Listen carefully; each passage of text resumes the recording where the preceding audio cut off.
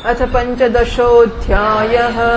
मैत्रेय उवाच प्राजापत्यं तु तत्तेजः परतेजोहनं दितिः दधार वर्षाणि शतं शङ्कमानासुरार्दनात् लोके तेन हता लोके लोकपालाः तौजसः न्यवेदयन् विश्वसृजेध्वान्तव्यतिकरं दिशाम् देवा ऊचुः तम एतद्विभो वेत्थ संविघ्नायद्वयं भृशं न ह्यव्यक्तं भगवतः कालेनास्पृष्टवर्त्मनः देवदेव जगद्धातर्लोकनाथ शिखामणे परेषामपरेषां त्वं भूतानामसि भाववित् नमो विज्ञानवीर्याय माययेदमुपेयुषे गृहीत गुणभेदाय नमस्ते व्यक्तयोनये ये त्वानन्येन भावेन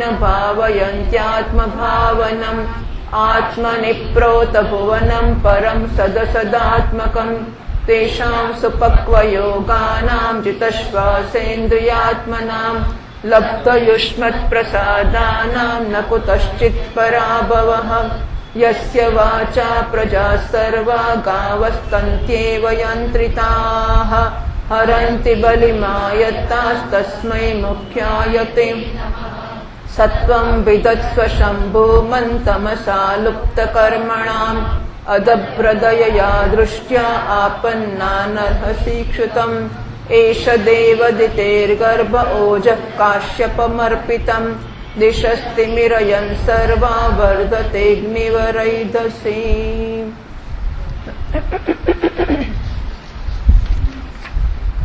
શ્રી મૈત્રેયજી કહે છે, વિદુરજી, દિતિએ પોતાના પુત્રોને દેવતાઓને કષ્ટ પહોંચાડવાની આશંકા હતી, આથી એણે બીજાઓના તેજને નાશ કરનારા એ કશ્યપજીના તેજ વીર્યને 100 વર્ષો સુધી પોતાનો ઉદરમાં રાખે. થઈ કે જન્મ લેશે તો દેવતાઓને ત્રાસ કરશે, એટલે જન્મ જ આપવાનો છે. 100 વર્ષ સુધી ગર્ભમાં રાખ્યા.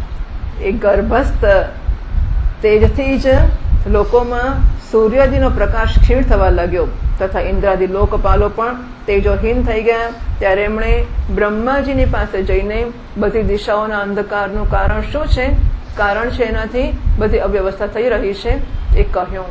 દેવતાઓએ કહ્યું, ભગવાન, કાળ આપની જ્ઞાન શક્તિને કુંઠિત કરી શકતો નથી, આથી આપથી કોઈ વાત છુપી છે જ નહીં. આપ આ અંધકારના વિષયમાં પણ જાણો જ છો. અમે તો એટલા બધા ભયભીત થઈ રહ્યા છીએ. દેવાધિદેવ, આપ જગતના રચયિતા અને સમસ્ત લોકપાલોના મુકુટમણી છો. આપ નાના મોટા બધા જીવોના ભાવને જાણો છો. હે દેવ, આપ વિજ્ઞાન બળ સંપન્ન છો. આપે માયાથી જ આ ચતુર્મુખ રૂપ અને રજોગુણનો સ્વીકાર કર્યો છે. આપની ઉત્પત્તિના વાસ્તવિક કારણને કોઈ જાણી શકતું નથી. અમે આપને નમસ્કાર કરીએ છીએ. આપમાં સંપૂર્ણ ભુવન સ્થિત છે. કાર્યકારણ રૂપ સમગ્ર પ્રપંચ આપનું શરીર છે, પરંતુ વાસ્તવમાં આપ એનાથી પર છો. જે સમસ્ત જીવોના ઉત્પત્તિ સ્થાન આપનું અનન્ય ભાવથી ધ્યાન કરે છે એ સિદ્ધ યોગીઓનો કોઈ પણ પ્રકારે હરાસ થતો નથી, કારણ કે તે આપના કૃપા કટાક્ષથી કૃતકૃત્ય થઈ જાય છે. તથા પ્રાણ, ઇન્દ્રિય અને મનને જીતી લેવાને કારણે એમનો યોગ પણ પરિપક્વ થઈ જાય છે. દોરડીથી બંધાયેલા બળદોની જેમ આપ નિવેદવાણીથી જકડાયેલી આખી પ્રજા જુઓ. દોરડીથી બંધાયેલા બળદમાં શક્તિ બહુ છે, અને એ બળદની શક્તિનો ગમે તે ઉપયોગ બળદ પોતે પણ કરી શકે છે અને લોકો પણ કરી શકે. પણ બળદને પેલા નાકમાંથી દોરડી બાંધી દીધી એકવાર, એટલે એને કારણે બળદ કાબુમાં આવી ગયો. એટલે શક્તિનો વિવેકપૂર્વકનો ઉપયોગ કરી શકાય. એને બળદનું શાસન કહી શકાય અથવા બળદનું કલ્યાણ કહી શકાય કે બળદ પોતાની શક્તિ વેડફી દેતો હતો, એને બદલે બળદ પોતાનું કલ્યાણ કરી શકશે. એમ સમગ્ર પ્રજા છે એ વેદો વડે જકડાયેલી છે. એને શાસન માનો તો શાસન અથવા કલ્યાણનો માર્ગ માનો તો કલ્યાણનો માર્ગ છે. પ્રજા આપની અધીનતામાં નિયમપૂર્વક કર્માનુષ્ઠાન કરીને આપને બલિ સમર્પિત કરે છે. આપ સૌના નિયંતા મુખ્ય પ્રાણ છો. અમે આપને નમસ્કાર કરીએ છીએ. હે ભૂમન, આ અંધકારને કારણે દિવસ રાતના વિભાગ અસ્પષ્ટ થઈ જવાથી લોકોના બધા કર્મો લુપ્ત થઈ રહ્યા છે. જેથી એ દુઃખી થઈ રહ્યા છે એમનું કલ્યાણ કરો, અને અમે શરણાગતોની તરફ આપની અપાર દયા દૃષ્ટિથી આપ નિહાળો. હે દેવ, આગ જેવી રીતે ઈંધણમાં પકડીને પડીને વધતી રહે છે, એ પ્રકારે કશ્યપજીના વીર્યથી સ્થાપિત થયેલો દિતિનો ગર્ભ બધી દિશાઓને અંધકારમય કરતો ક્રમશઃ વધી રહ્યો છે.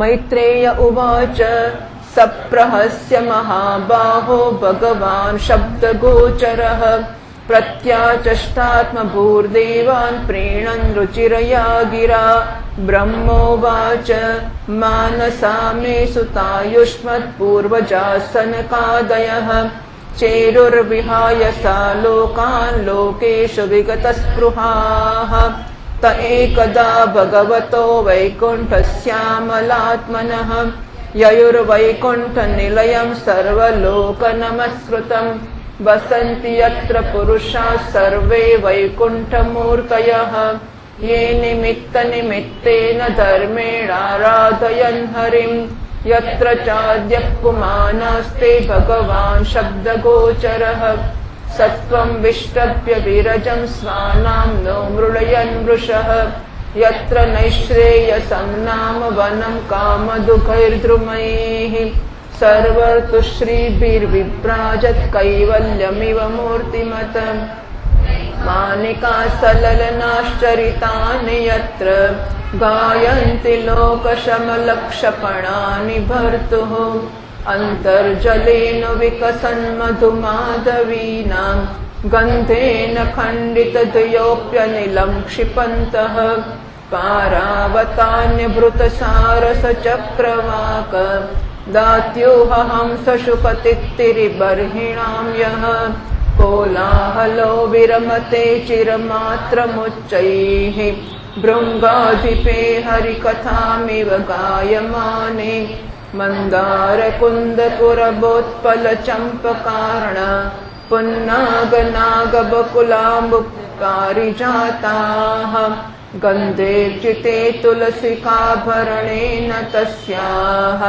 યસ્મિંस्तपस्सु मनसो बहुमानयन्ति यत्सङ्कुलं हरिपदानतिमात्रदृष्टैः वैदूर्यमारकतहेममयैर्विमानैः येषां बृहत्कटितटास्मितशोभिमुख्यः कृष्णात्मनां नरज आदतुरुत्स्मयाद्यैः श्रीरूपिणी क्वणयति चरणारविन्दं लीलाम्बुजेन हरिसद्मनिमुक्तदोषा संलक्ष्यते स्फटिककुड्य उपेतहेम्ने सम्मार्जति वयदनुग्रहणेऽन्ययत्नः.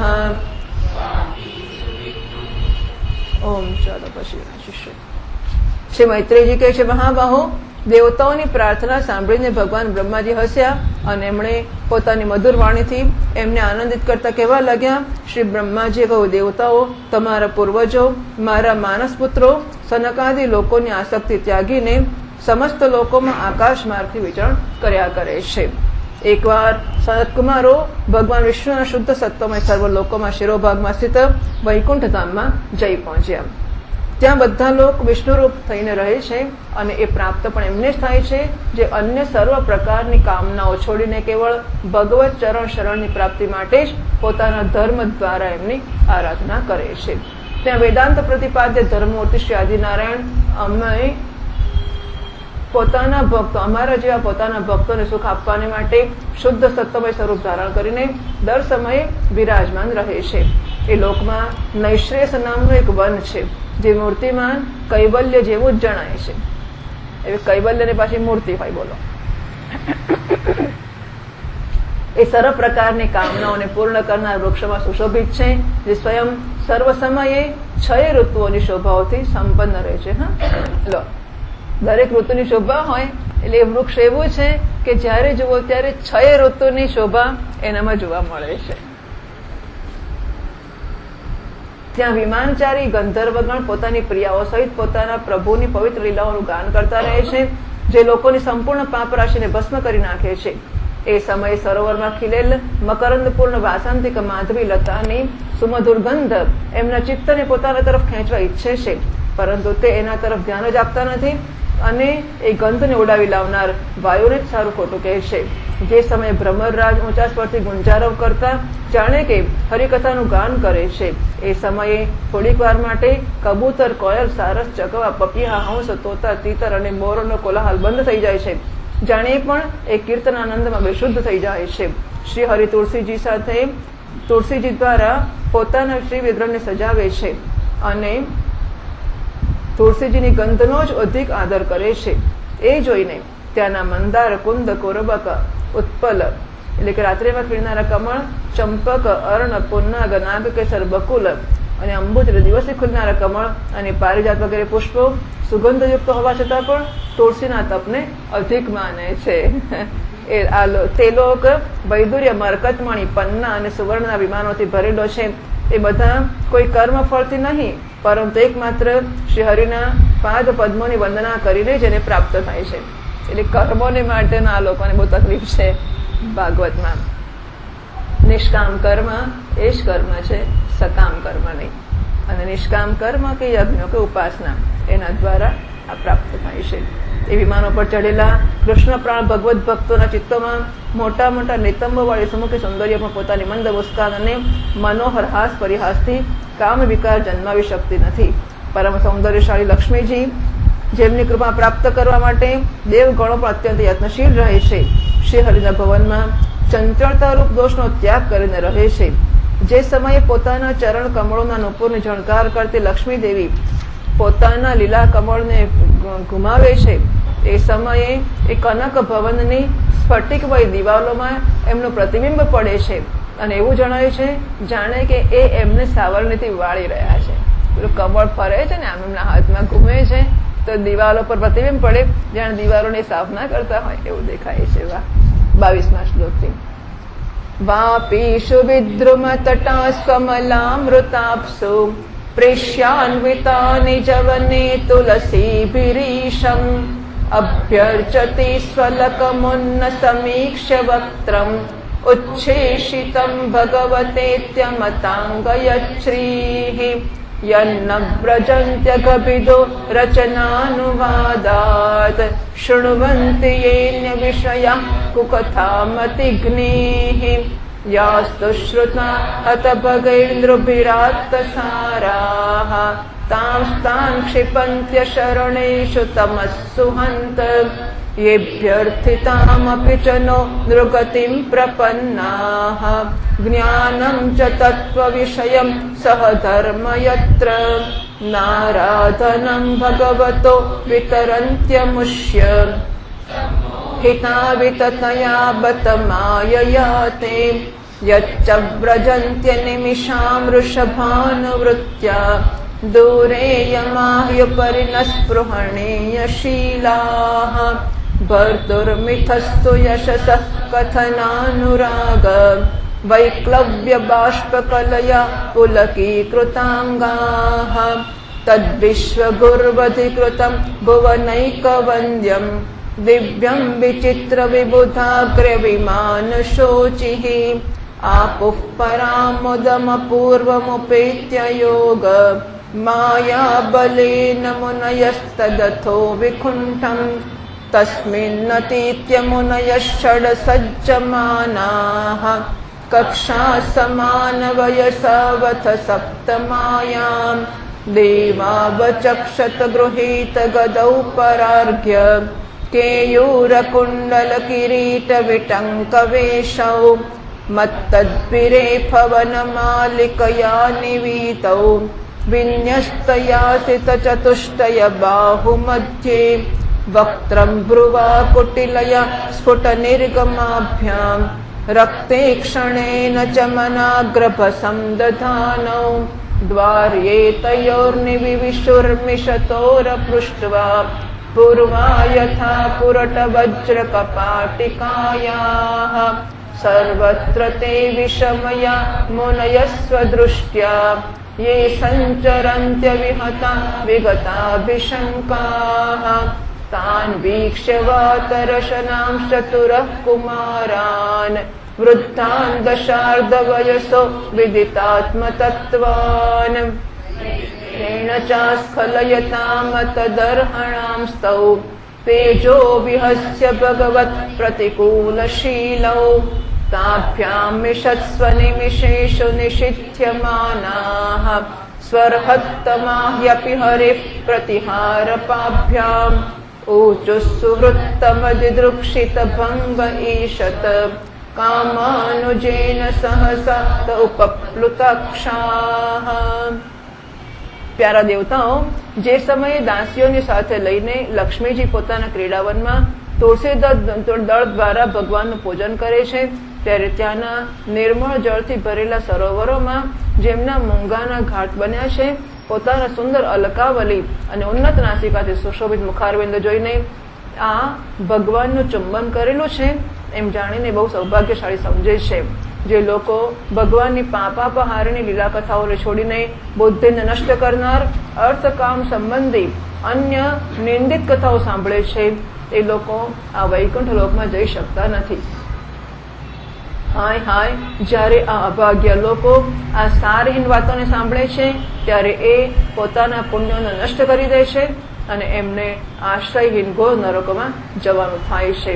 આહા, આ મનુષ્યોનીનો મહાન મહિમા છે. અમે દેવતા લોકો પણ એની ઈચ્છા કરીએ છીએ. એમાં તત્વજ્ઞાન અને ધર્મની પણ પ્રાપ્તિ થઈ શકે છે. યો યો દેવાનામ પ્રત્યબુદ્ધ્યત, એટલે દેવતાઓને પણ જ્ઞાન થયું એવું ઉપનિષદ કહે છે. એટલે જ્ઞાનમાં તો દેવતાઓનો અધિકાર છે. અહીં લખે છે કે દેવતાઓ પણ મનુષ્યની યોનિ પ્રાપ્ત કરવા ઈચ્છે છે, એટલા માટે કે તત્વજ્ઞાનની પ્રાપ્તિ પણ તત્વજ્ઞાનની પ્રાપ્તિ દેવતાઓની યોનિમાં થઈ શકે છે. પ્રશ્ન વૈદિક કર્મનો છે કે વૈદિક કર્મો કરવાનો અધિકાર દેવતાઓનો નથી, એક યોનિનો નથી. મનુષ્ય સિવાયની કોઈ યોનિને વૈદિક કર્મોનો અધિકાર નથી. યોજના એવી છે કે વૈદિક કર્મો કરવામાં આવે તો અંતઃકરણ શુદ્ધ થાય, ઉપાસનાઓથી નિશ્ચળ થાય અને પછી તત્વજ્ઞાનથી મોક્ષની પ્રાપ્તિ થાય. અને આ ચેનલમાં જ આ થઈ શકે, એ સિવાય અંતઃકરણની શુદ્ધિ થાય નહીં. અને એટલા માટે વૈદિક કર્મ કરવા માટે મનુષ્ય જ જોઈએ અને પુરુષ જ જોઈએ, વિજાતિ જ જોઈએ, આ બધી જરૂરિયાતો કહેવામાં આવે છે. એવું છે કે અંતઃકરણ શુદ્ધ હોય પૂર્વનું તો આગળ ચાલી શકાય, એમાં કોઈની ના નથી. અંતઃકરણ શુદ્ધિ માટે વૈદિક કર્મોની જરૂર પડે, એના માટે વર્ણાશ્રમની જરૂર પડે. પણ જો અંતઃકરણ શુદ્ધ પૂર્વજન્મમાં થયેલું હોય તો એ શુદ્ધ અંતઃકરણમાં જિજ્ઞાસા જન્મી શકે અને જ્ઞાન પ્રાપ્તિ થઈ શકે. એટલે જ્ઞાન પ્રાપ્તિ માટે સાધન ચતુષ્ટય સંપત્તિને અધિકારીત્વ કહ્યું છે. ત્યાં બ્રાહ્મણને કે પુરુષને કહ્યું નથી. વેદાંતના જ્ઞાનમાં સાધન ચતુષ્ટય સંપન્ન અધિકારી મોક્ષ પ્રાપ્તિમાં. એટલે આ અધિકારીત્વનો જે પ્રશ્ન છે વૈદિક કર્મ પૂરતો જ છે અને એમાં દેવતાઓનો અધિકાર નથી. દેવતાઓ વૈદિક કર્મ નહીં કરે તો ભોગ બુદ્ધિમાંથી નિવૃત્ત કેવી રીતે થશે? કારણ કે દેવ યોની એટલે ભોગની યોની. જો નીચેની યોની પશુઓની યોની છે પણ ભોગભૂમિ છે, દેવ યોની પણ ભોગભૂમિ છે. પશુની યોનીમાં પાપો ભોગવાય છે અને દેવતાની યોનીમાં પુણ્યો ભોગવાય છે. એ બંનેને નવા કર્મો કરવાનો અધિકાર નથી. એટલે દેવતાઓ પણ છે, પુણ્ય પૂરા થશે પછી ક્ષીણે પુણ્ય મળતે લોકમ વિશંતિ. અને પાપ કરનારા પશુઓ છે પણ પાપ, એટલે પશુઓ પાપ કરે છે એવું તો છે જ નહીં. એ તો પોતે જીવે છે બિચારા. એ કંઈક પાપ કે પુણ્ય કશું કર્મ કરતા નથી, એ તો ખાલી ભોગવે જ છે. પશુઓ અને દેવતાઓ તો ભોગવે જ છે, જે સંચય કરેલું છે તે.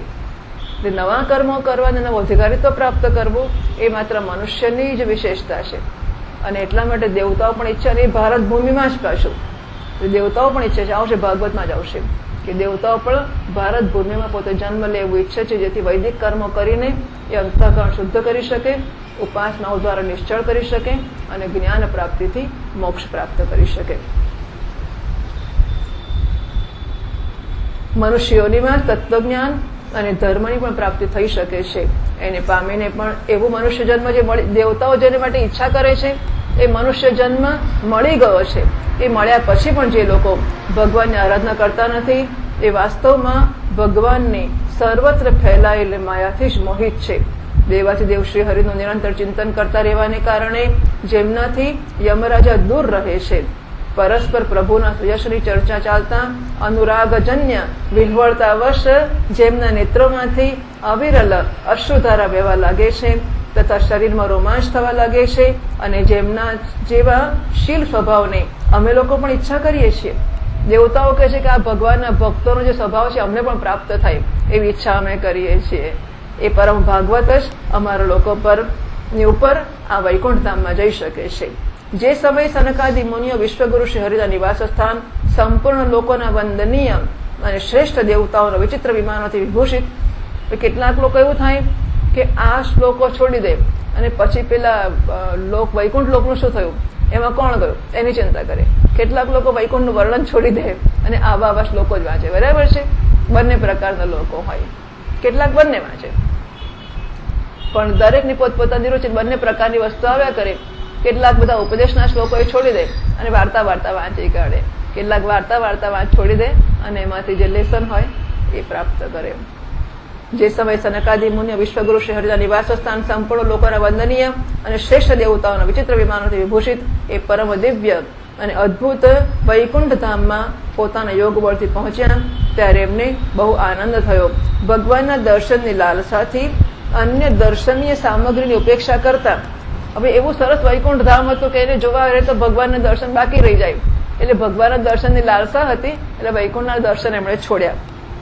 અને વૈકુંઠ ધામની 6 ઓસરીઓ પાર કરતા કરતા જયારે 7મી પર પહોંચ્યા ત્યારે ત્યાં એમણે હાથમાં ગદા લઈને 2 સમાન આયુષ્યવાળા, 2 સમાન ઉંમરવાળા દેવશ્રેષ્ઠો જોવામાં આવ્યા, જે બાજુબંધ કુંડળ અને કિરીટ વગેરે અનેક અમૂલ્ય આભૂષણોથી અલંકૃત હતા.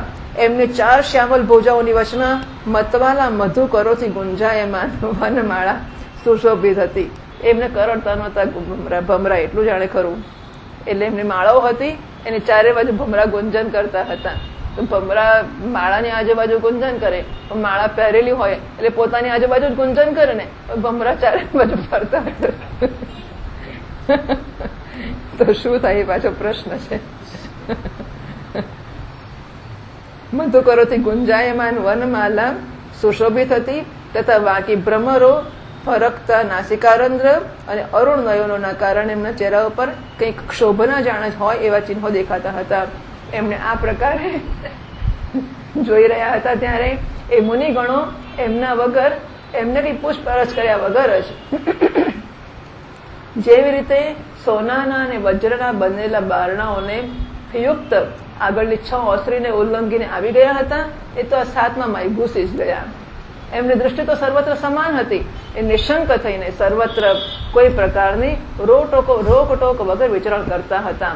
આ 4 કુમારો પૂર્ણ તત્વજ્ઞ હતા અને બ્રહ્માજીની સૃષ્ટિમાં આયુષ્યમાં સૌથી મોટા હોવા છતાં પણ જોવામાં 5 વર્ષના બાળકો જેવા દેખાતા હતા અને દિગંબર વૃત્તિથી લંગ જળંગ રહેતા હતા.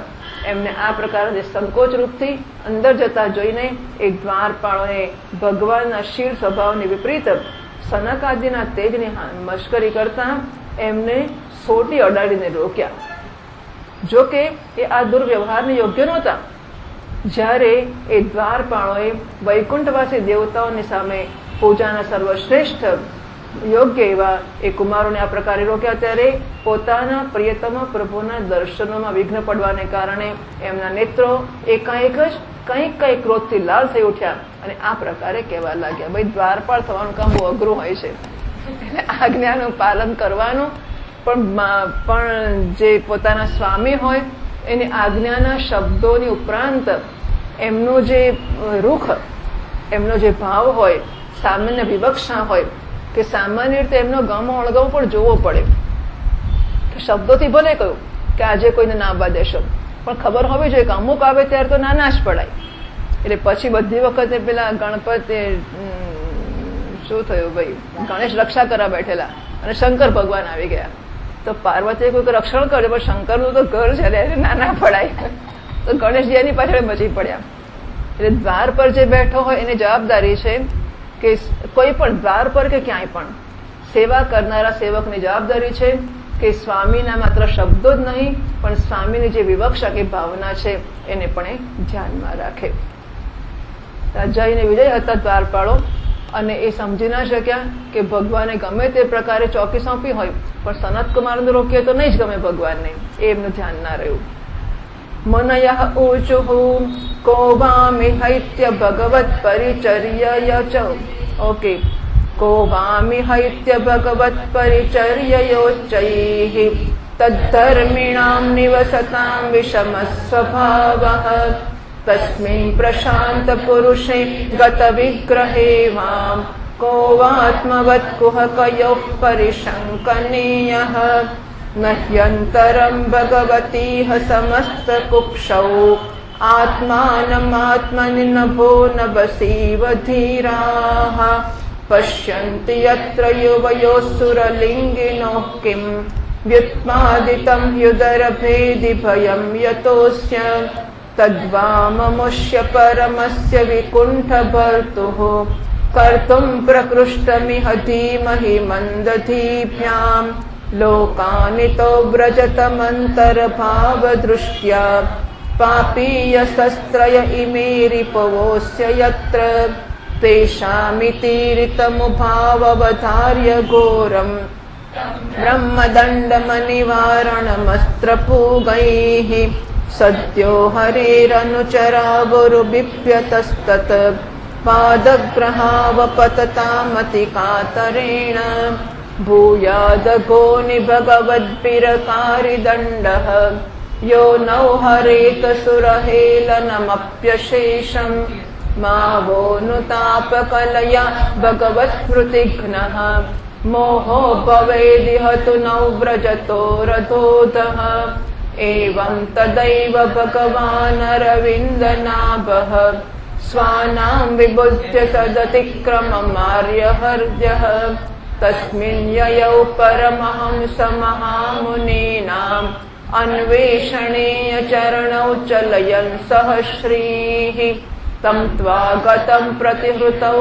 पैकं स्वपुम्भिः ते चक्षताक्ष विषयं स्वसमाधिभाग्यम् हंसश्रियोर्व्यजनयो शिववायुलोलत शुभ्रातपत्र शशिकेसरशीकराम्बुम् कृत्स्नप्रसाद सुमुखं स्पृहणीय धाम स्नेहावलोककलया हृदि संस्पृशन्तम् श्यामे पृथा विरसि शोभितया श्रिया स्वः चूडामणिं सुभगयन्तमिवात्मधिष्ण्यम् पीतां शुके पृथुनितम्बिनि विस्फुरन्त्या काञ्च्यालिभिर्विरुतया वनमालया च वल्गुप्रकोष्ठवलयं विनता सुतांसे विन्यस्तहस्तमितरेण धुनानमब्जम् विद्युत्क्षिपन्मकरकुण्डलमण्डनार्ह गण्डस्थलोन्नसमुखं मणिमत्किरीटम् दण्डषण्डविवरीहरतापरार्घ्य हारेण कन्धरगतेन च कौस्तुभेन अत्रोपसृष्टमिति चोस्मितमिन्दिरायाः स्वानां धिया विरचितं बहुसौष्ठवाढ्यम् मह्यं भवस्य भवतां च भजन्तमङ्गम् नेमुर्निरीक्षण वितृप्तदृशो मुदापैः तस्यारविन्दनयनस्य पदारविन्द किञ्जल्कमिश्र तुलसीमकरन्दवायुः अन्तर्गतस्वविवरेण चकार तेषाम् संक्षोभमक्षरजुषामपि चित्ततन्वोः ते वा अमुष्य वदनासितपद्मकोशम् उद्वीक्ष्य सुन्दरतराधरकुन्दहासम् लब्धाशिषः पुनरवेक्ष्य तदीयमङ्घ्रि द्वन्द्वं नखारुणमणिश्रयणं निदद्युः पुंसां गतिं मृगयतामिह योगमार्गैः ध्यानास्पदं बहुमतं नयनाभिरामम् पंस्नं वपुर्दर्शयानमनन्यसिद्धैः औत्पत्तिकैः समगृणन्युतमष्टभोगैः। મુનિઓએ કહ્યું, અરે દ્વારપાળો, જે લોકો ભગવાનની મહાન સેવાના પ્રભાવથી આ લોકને પ્રાપ્ત થઈને અહીં નિવાસ કરે છે એ તો ભગવાનના સમાન જ સમદર્શી હોય છે. તમે બંને પણ એમાંના જ છો, પછી તમારા સ્વભાવમાં આ વિષમતા ક્યાંથી આવી? ભગવાન તો પરમ શાંત સ્વભાવ છે, એમનો કોઈની સાથે વિરોધ પણ નથી. પછી અહીં એવું કોણ છે જેના પર શંકા કરવામાં આવે? રોકવાનું કારણ એવું કે આ વળી કોણ ઘૂસી જાય છે, તો શંકા એટલા માટે થઈ ને કે તો અહીં એવું તો કોઈ આવી જ ના શકે જેના પર શંકા કરવી પડે. તમે સ્વયં કપટી છો, આથી પોતાની જ સમાન બીજા પર પણ શંકા કરો છો. ભગવાનનો ઉદરમાં આખું બ્રહ્માંડ સ્થિત છે. અહીં રહેનારા જ્ઞાનીજનો સર્વાત્મા શ્રી હરિ સાથે પોતાનો કોઈ ભેદ જોતા નથી, બલકે મહાકાશમાં ઘટાકાશની જેમ એમાં પોતાનો અંતર્ભાવ જુએ છે. તમે તો દેવરૂપધારી છો, છતાં પણ તમને એવું શાથી દેખાય છે? એવું શું દેખાય છે જેનાથી તમને ભગવાન સાથે કઈ ભેદભાવના કારણે થનારા ભયની કલ્પના થાય છે? તમે છો તો આ ભગવાન વૈકુંઠનાથના પાર્ષદ, પણ તમારી બુદ્ધિ બહુ મંદ છે. આથી જ તમારું કલ્યાણ કરવાને માટે તમારા અપરાધને યોગ્ય દંડનો અમે વિચાર કરીએ છીએ. તમે તમારી મંદ ભેદ બુદ્ધિના દોષથી આ વૈકુંઠ લોકથી નીકળીને એ પાપમય યોનિમાં જાઓ, જ્યાં કામ, ક્રોધ, લોભ પ્રાણીઓના આ ત્રણેય શત્રુઓ નિવાસ કરે છે. સનકાદિના કઠોર વચન સાંભળીને અને બ્રાહ્મણોના શાપને કોઈ પણ પ્રકારના શસ્ત્ર સમૂહથી નિવારણ હોવાને યોગ્ય નથી એવું જાણીને શ્રીહરિના બંને પાર્ષદો અત્યંત દીન ભાવથી એમના ચરણો પકડીને પૃથ્વી પર સૂઈ ગયા. એ જાણતા હતા કે એમના સ્વામી શ્રીહરિ પણ બ્રાહ્મણોથી બહુ ડરે છે. પછી એમણે અત્યંત દુઃખી થયેલા થઈને કહ્યું, હે ભગવાન, અમે અવશ્ય અપરાધી છીએ. આથી આપે અમને જે દંડ આપ્યો છે તે તો યોગ્ય જ છે અને અમને દંડ તો મળવો જ જોઈએ. જો અમે ભગવાનનો અભિપ્રાય ન સમજ્યા, બરાબર, શબ્દો એક વસ્તુ છે અને અભિપ્રાય બીજી વસ્તુ છે. એટલે ભગવાનના શબ્દો તો સમજવાના જ ને સાંભળવાના જ, પણ અભિપ્રાય પણ સમજવો જોઈએ. એ ના સમજ્યા અમે, અને ભગવાનની આજ્ઞાનું અમે ઉલ્લંઘન કર્યું છે. એનાથી અમને જે પાપ લાગ્યું છે એ આપે આપેલા દંડથી પૂરેપૂરું ધોવાઈ જશે. પરંતુ અમારી આ દુર્દશાનો વિચાર કરીને જો કરુણા વશાત આપને પણ થોડો અનુતાપ થાય તો એવી કૃપા કરો, જેથી એ અધમાધમ યોનિઓમાં જઈએ ત્યારે પણ અમારી ભગવત સ્મૃતિને નષ્ટ કરનારો મોહ અમને પ્રાપ્ત ન થાય. આ બાજુ જયારે સાધુજનોના હૃદય ધન ભગવાન કમળનાભને ખબર પડી કે મારા દ્વારપાળોએ સનકાદી સાધુઓનો અનાદર કર્યો છે, ત્યારે એ લક્ષ્મીજી સહિત પોતે એમના પોતાના એ શ્રી ચરણોથી ચાલીને ત્યાં પહોંચ્યા. પોતાના એ શ્રી ચરણોથી ચાલ્યા ભગવાન, જે શ્રી ચરણ પરમહંસ મુનિજનો પણ જેને શોધ્યા કરે છે અને સહજમાં પ્રાપ્ત નથી કરી શકતા. સનકાદીએ જોયું કે એમની સમાધિના વિષય શ્રી વૈકુંઠનાથ સ્વયં એમને નેત્રગોચર થઈને પધાર્યા છે, અને સાથે સાથે પાર્ષદ ગણો છત્ર ચામર વગેરે લઈને ચાલે છે. ત્યારે પ્રભુના બંને તરફ રાજહંસના અને પ્રભુની બંને તરફ રાજહંસની પાંખો સમાન બે શ્વેત ચબર ઢોળવામાં આવી રહી છે. એનાથી આવતા શીતળ વાયુથી એમના શ્વેત છત્રમાં લાગેલી મોતીઓની ઝાલર હાલતી હોય ત્યારે એવી શોભા આપે છે, જાણે ચંદ્રમાના કિરણોમાંથી અમૃતના ટીપા પડતા હોય. આવી કથાઓ વાંચી વાંચીને જ આપણા મહાત્માઓ માટે આવું કરવામાં આવતું હશે. એટલે મહામંડલેશ્વરો અને અખાડાવાળા ને બધા, એટલે શું છે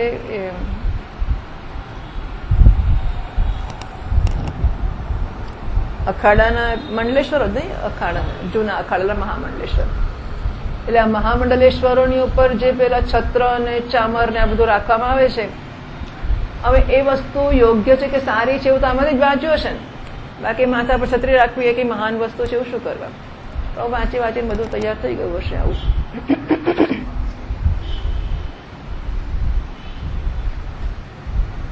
પ્રભુ સમસ્ત સદગુણોનો આશ્રય છે. એમને સૌમ્ય મુખ મુદ્રાને જોઈને જણાતું હતું કે જાણે એ બધા પર અનવરત એટલે કે ક્યાંય અવરોધ ન આવે એવી રીતે કૃપારૂપી અમૃતની વર્ષા કરી રહ્યા છે. એ પોતાની સ્નેહમયી નજરથી ભક્તોના હૃદયને સ્પર્શ કરી રહ્યા હતા, તથા એમના સુવિશાળ શ્યામ વક્ષસ્થળ ઉપર સ્વર્ણરેખાના રૂપમાં જે સાક્ષાત લક્ષ્મીજી વિરાજમાન હતા, એનાથી જાણે એ સમસ્ત દિવ્ય લોકોને ચૂડામણી વૈકુંઠ ધામને સુશોભિત કરી રહ્યા હતા. એમના પીતાંબર મંડિત વિશાળ નિતંબો પર ઝગમગતો કંદોરો અને ગળામાં ભ્રમરોથી મુખરિત વનમાળા વિરાજી રહી હતી, તથા એમના કાંડા ઉપર સુંદર કંગણ પહેરેલા હતા. એમનો એક હાથ ગરુડજીના ખભા પર હતો અને બીજા હાથથી કમળનું પુષ્પ ફેરવી રહ્યા હતા. એમનો અમોલ કપોલ વીજળીની પ્રભાથી ને પણ લજાવે એવો મકરાકૃત કુંડળોની શોભાને વધારતો હતો. એમનો ઉભરેલી સુઘડ નાસિકા હતી, બહુ સુંદર મુખ હતું, મસ્તક પર મણિમય મુકુટ વિરાજમાન હતો. અને ચારે ભુજાઓની વચ્ચે મહામૂલ્યવાન મનોહર હારની અને ગળામાં કૌસ્તુભ મણીની અપૂર્વ શોભા હતી. ભગવાનનો શ્રી વિગ્રહ બહુ જ સૌંદર્યશાળી હતો. એને જોઈને ભક્તોના મનમાં આ વિતર્ક થતા હતા કે આની સામે તો લક્ષ્મીજીનું સૌંદર્ય અભિમાન પણ ગળી જાય છે. બ્રહ્માજી કહે છે, દેવતાઓ, આ પ્રકારે મારા મહાદેવજીના અને તમારે માટે પરમ સુંદર વિગ્રહ ધારણ કરનારા શ્રીહરિને જોઈને સનકાદી મુનીશ્વરોએ એમને મસ્તક ઝુકાવીને પ્રણામ કર્યા. એ સમયે એમના અદ્ભુત સૌંદર્યને નિહાળતા એમના નેત્રો તૃપ્ત થતા નહોતા. સનકાદી મુનીશ્વરો નિરંતર બ્રહ્માનંદમાં નિમગ્ન રહ્યા કરે છે. પરંતુ જે સમયે ભગવાન કમળ નયનના ચરણારવિંદ મકરંદથી મળેલી તુલસીને મંજરીના ગંધથી સુવાસિત વાયુએ નાસિકા રંધ્રો દ્વારા એમના અંતઃકરણમાં પ્રવેશ કર્યો, તે સમયે તે પોતાના શરીરને સંભાળી ન શક્યા અને એ દિવ્ય ગંધે એમના મનમાં પણ ખળભળાટ પેદા કરી દીધો. ભગવાનનું મુખ નીલકમળ સમાન હતું. અતિ સુંદર અધર અને કુંદકળી સમાન મનોહર હાસથી એમની શોભા વધારે વધી ગઈ હતી.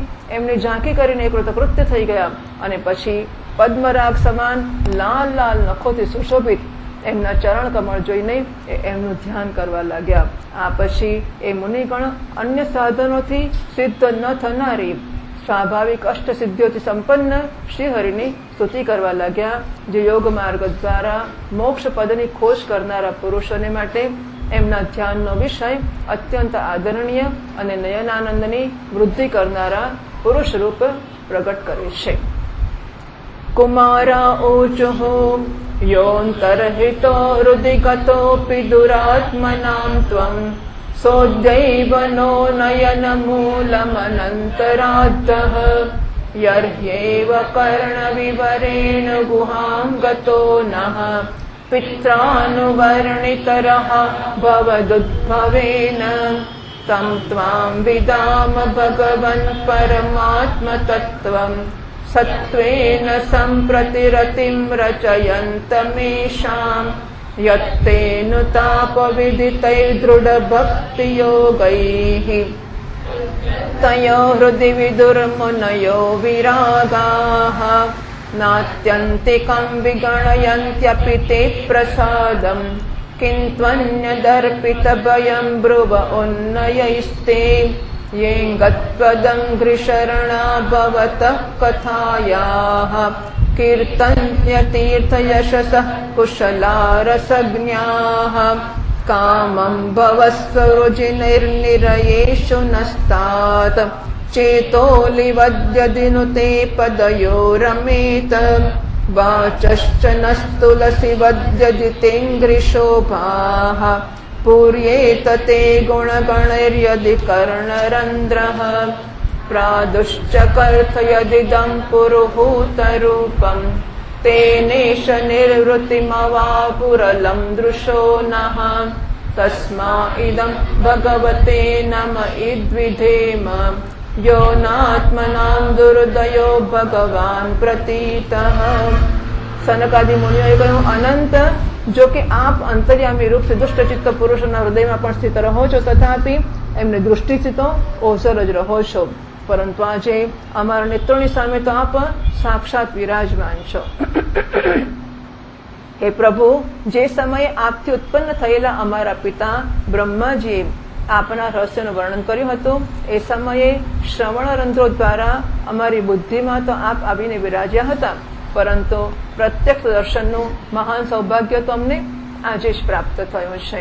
હે ભગવાન, અમે આપને સાક્ષાત પરમાત્મા તત્વ જ જાણીએ છીએ. આ સમયે આપ પોતાના વિશુદ્ધ સત્વમય વિગ્રહથી પોતાના આ ભક્તોને આનંદિત કરી રહ્યા છો. આપની આ સગુણ સાકાર મૂર્તિના રાગ અને અહંકારથી મુક્ત મુનિજનો આપની કૃપા દૃષ્ટિથી પ્રાપ્ત થયેલા સુદૃઢ ભક્તિ યોગ દ્વારા પોતાના હૃદયમાં ઉપલબ્ધ કરે છે. એ પ્રભુ, આપનો સુયશ અત્યંત કીર્તનીય અને સાંસારિક દુઃખોની નિવૃત્તિ કરનારો છે. આપના ચરણોના શરણમાં રહેનારા જે મહાભાગ આપની કથાઓના રસિક છે, તે આપના આત્યંતિક પ્રસાદ મોક્ષ પદને પણ કંઈ અધિક ગણતા નથી. તો પછી જેમને આપની જરાસી ત્રાસી ભ્રમર જ ભયભીત કરી દે છે, ઇન્દ્રપદ આદિ અન્ય ભોગોના વિષયમાં તો કહેવું શું, એ મોક્ષની ઈચ્છા નથી કરતા, તો ઇન્દ્રપદ વગેરેનો તો પ્રશ્ન જ ક્યાં આવે છે. હે ભગવાન, જો અમારું ચિત્ત ભમરાઓની જેમ આપના ચરણ કમળોમાં જ રમણ કરતું રહે, અમારી વાણી તુલસી સમાન આપના ચરણ સંબંધથી જ સુશોભિત રહે અને અમારા કાન આપના સુયશ સુધાથી પરિપૂર્ણ રહે, તો પછી અમારા પોતાના પાપોના કારણે ભલે જ અમારો જન્મ નરકાદી યોનિઓમાં પણ થાય, એની અમને કોઈ ચિંતા નથી. વિપુલ કીર્તિ પ્રભુ, આપે અમારી સામે જે આ મનોહર રૂપ પ્રગટ કર્યું છે એનાથી અમારા નેત્રોને બહુ સુખ મળ્યું છે.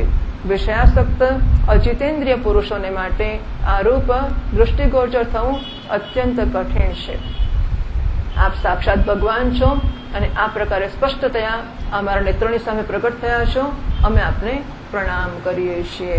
વાત એવી છે કે લક્ષ્મીજી એકવાર ફરવા નીકળેલા અને પાછા આવ્યા ત્યારે જય વિજય રોક્યા. લક્ષ્મીજી જરા નારાજ થયા હતા.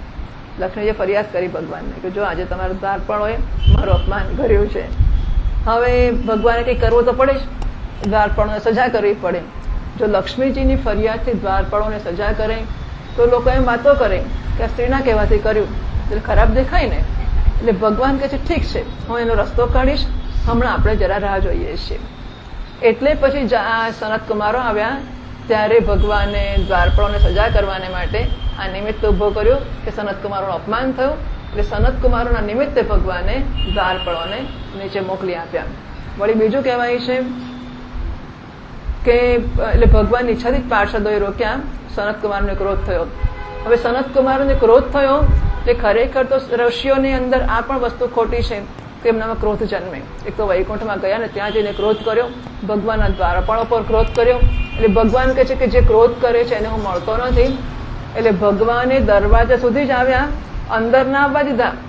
હવે દ્વારપાળોએ રોક્યા હોય, જેમ કે સુદામા ભગવાન પાસે આવશે તો એમના દ્વારપાળો રોકશે, પછી અંદર કેવડાવશે સુદામાજી કે તમારો મિત્ર આવ્યો છે સુદામા, તો ભગવાન સામે લેવા આવશે ને અંદર લઈ જશે. એ દ્વારપાળોને ખસેડીને પછી અંદર લઈ જવાના હોય ને, તો અત્યારે જય વિજયને ખસેડીને ભગવાને સનતકુમારોને લઈ જવા જોઈતા હતા ને, બહાર આવીને ઉભા રહી ગયા. આ સરસ હોશિયાર લોકોને આવી રીત હોય તો બહારથી જય શ્રી કૃષ્ણ કહેવું હોય તો દરવાજે જ ઉભા રહે, અંદર પોતે ખસે જ નહીં ને. મહેમાન કેવી રીતે અંદર આવે? દરવાજાથી જ હરિઓમ કહી દે આપણને. એ સમજવાની રીત હોવી જોઈએ. પાછું હરિઓમ કરી દરવાજો ઉભા, બીજા બહારથી ઘૂસી જાય પાછા. હોશિયાર લોકો એવા હોય કે મહારાજ દરવાજે હરિઓમ કે પેલા અહીંથી ઘૂસી જાય, પેરવાથી ઘૂસી જાય.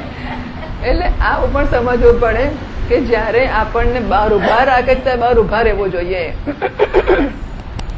એટલે ભગવાને ક્રોધને વૈકુંઠમાં ઘૂસવા દીધો નથી. એટલે જ્યાં કામ, ક્રોધ અને લોભ વિશે બધી વસ્તુઓ છે ત્યારે ત્યાં પછી એટલે કામ, ક્રોધ અને લોભ, આ લોભ સૌથી વધારે ખતરનાક વસ્તુ છે. ત્રણની અંદર લોભ સૌથી વધારે ખરાબ છે. એટલે વૈકુંઠમાંથી ભગવાને આ બંનેને એવી પાપમય યોનિઓમાં નાખ્યા જ્યાં કામ, ક્રોધ અને લોભ માટેની પૂરતી સગવડો છે. જય વિજયને બંનેને. એટલે પહેલા જન્મમાં હિરણ્યાક્ષ અને હિરણ્યકશિપુ થયા, જેમની આંખો હિરણ્યાક્ષ જેની આંખ સોના ઉપર જ છે, અને હિરણ્યકશિપુ એટલે પલંગ છે, હું ધારું છું. સોના ઉપર જેની આંખો હોય એટલે લોભ બહુ છે, અને લોભનો નાશ કરવો સૌથી અઘરો છે. કામનો નાશ કરવાનો કંઈક અઘરું છે, ક્રોધનો નાશ કરવાનો કંઈક અઘરું છે, પણ લોભનો નાશ કરવાનો સૌથી વધારે અઘરો છે. એટલે કામનો નાશ કરવા માટે, એટલે કે રાવણનો નાશ કરવા માટે ભગવાને એક જ અવતાર લેવો પડ્યો, રામચંદ્રજીનો. અને ક્રોધોનો નાશ કરવાને માટે શિશુપાળ અને દંતવક્ર, એનો નાશ કરવાને માટે એક જ અવતાર લેવો પડ્યો, કૃષ્ણ ભગવાનનો. પણ લોભ, હિરણ્યાક્ષ અને હિરણ્યકશિપુ, એના નાશ માટે હિરણ્યાક્ષ માટે વરાહ અવતાર થયો, હિરણ્યકશિપુ માટે નૃસિંહ અવતાર થયો. એટલે લોભનો નાશ કરવાનો ખૂબ મુશ્કેલ છે, એને માટે ભગવાને 2 અવતાર લેવા પડશે. એટલે શ્રીમદ ભાગવતે મહાપુરાણે પારમહંસ્યામ સંહિતાયામ તૃતીય સ્કંધે જય વિજયયોઃ સનકાદિશાપો નામ પંચદશોऽધ્યાયઃ.